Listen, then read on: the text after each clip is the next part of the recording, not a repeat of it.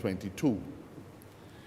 And later in his decision, he characterized the circumstances attending Mr. Thomas's return to Trinidad from Barbados as being unlawful.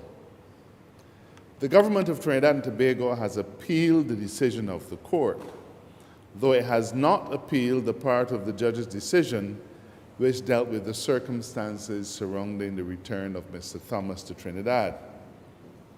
This matter has been occupying the attention of the public in both Trinidad and Tobago and Barbados. And before traveling to attend the FATF meeting last week, I requested a full report from the Commissioner of Police on the involvement of the Barbados Police Service in the matter, given the negative reference to them in the judge's decision. The report of the Commissioner has been received. I have also received reports from the regional bodies which had any involvement in the matter.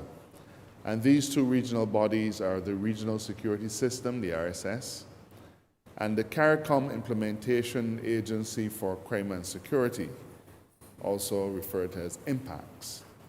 And in addition, a report from the Ministry of National Security in Barbados. Having received and considered the various reports, I am now able to speak to the country on the matter through this ministerial statement. Mr. Speaker, these are the facts. First, let me make it clear that at no time, until just over a week ago, was either the Honourable Prime Minister of Barbados or myself informed of or in any way made aware of any matter relating to Mr. Brent Thomas. Neither of us was consulted by anyone prior to or at the time when Mr. Thomas was taken from Barbados in October of 2022.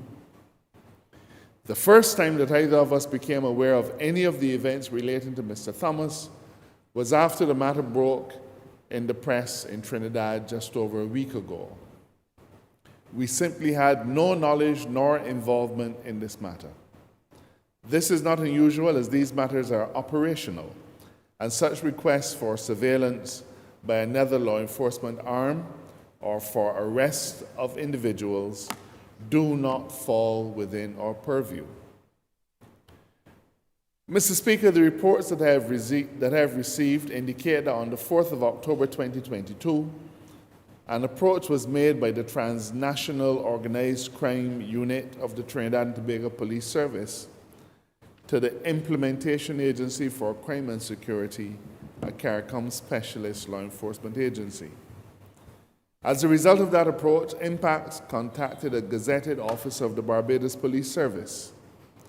That gazetted officer was informed by IMPACS that Mr. Thomas was a person of interest to the Trinidad and Tobago Police Service and asked if he would speak with a senior member of that service.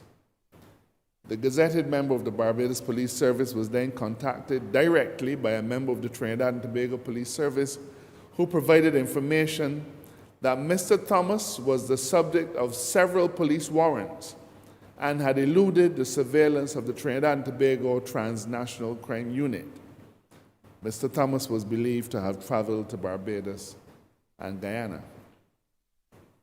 The Barbados Police Service was further informed by the Trinidad and Tobago Police Service that the subject, Mr. Thomas, was believed to be involved in a significant way in trafficking in illicit firearms and explosives in Trinidad and in the region. The Barbados Police Service was initially requested to establish the whereabouts of Mr. Thomas in Barbados and to keep him under surveillance. Before taking any steps to render the requested assistance, the matter was discussed with the Acting Commissioner of Police, who gave certain advice and instructions. The Barbados Police Service then requested to see the warrants of arrest under which Mr. Thomas was wanted in Trinidad and Tobago. These were duly provided. Investigations by the Barbados Police Service revealed that the subject of the warrants of arrest, Mr. Thomas, had traveled to Barbados and had checked into a hotel.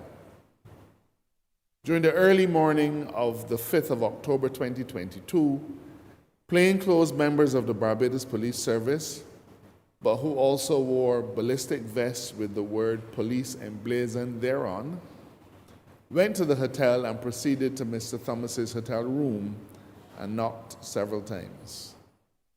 Mr. Thomas came to the door, and the senior police officer present identified himself and the other persons present as police officers and showed him his police certificate of appointment. On entering the room, a search warrant was executed. Nothing of an illegal nature was found. The reports indicate that the senior police officer then informed Mr. Thomas that there was a warrant of arrest for him in Trinidad and Tobago and that he was being arrested. Mr. Thomas was then cautioned. Mr. Thomas then said, and I quote, "If Trinidad has a warrant for me, I will go back with you all." Mr. Thomas was then arrested and informed of his right to an attorney. Later that day, Mr. Thomas was taken by the members of the Barbados Police Service to the Grantley Adams International Airport, where they were met by members of the Trinidad and Tobago Police Service, and Mr. Thomas was handed over to their custody. Mr. Speaker, I have mentioned earlier that there was involvement in the operation by two regional bodies which have both submitted reports. Their reports reveal that on October 5, 2022, the Regional Security System, headquartered in Barbados, received a request from the CARICOM Implementation Agency for Crime and Security to transport 4 Trinidadian police officers from Trinidad to Barbados that evening. The aircraft departed Barbados at 3:21 p.m. on October 5th and arrived in Barbados at 4:11. A further request was made to transport the same 4 police officers and the Trinidadian national back to Trinidad that same evening. The RSS aircraft departed Grantley Adams Airport at 5:08 p.m. and arrived at PRCO International Airport at 6:01 p.m., where the police officers and the Trinidadian national disembarked the aircraft, and the aircraft returned to Bridgetown. That Trinidadian national was Mr. Thomas. The coordination of the travel to Barbados of the Trinidad and Tobago Police Service and their return with Mr. Thomas to Trinidad was fully coordinated by CARICOM IMPACS. Mr. Speaker, Barbados has an Extradition Act, Chapter 189 of the Laws of Barbados, which applies to a large number of criminal offenses, including the firearm and other offenses for which the warrants of arrest for Mr. Thomas were issued. Mr. Speaker, I can confirm that no request was made for the extradition of Mr. Thomas. The Trinidad and Tobago High Court has characterized what transpired in Barbados on October 5th last year in relation to Mr. Thomas as an abduction. That is unfortunate language. From the reports that I have received, I am satisfied that the actions of the Barbados Police Service have fallen somewhat short of applicable legal norms, such as acting under an extradition request. I, however, cannot associate myself with the description of the actions of the Barbados police officers as an abduction, or, as has been elsewhere described, as a kidnapping. It is evident, Mr. Speaker, that the Barbados Police Service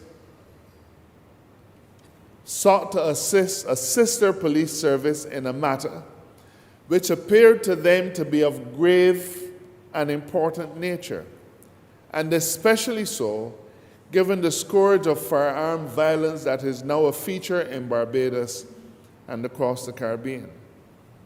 It is my view, Mr. Speaker, that they rendered that assistance without any mental element of criminality that would be associated with an abduction.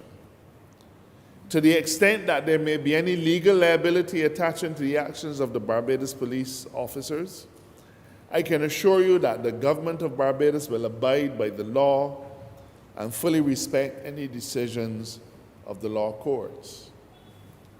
The Prime Minister and myself, indeed the Government of Barbados, welcome a full distillation and ventilation of all the facts surrounding this matter.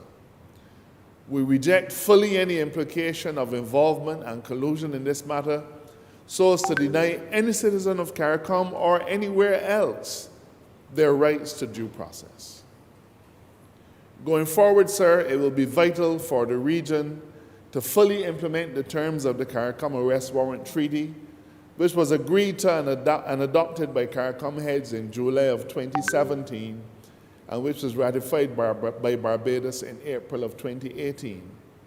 All of CARICOM needs to bring this treaty into full operation in the shortest possible time so that the recurrence of incidents of this kind may be eliminated.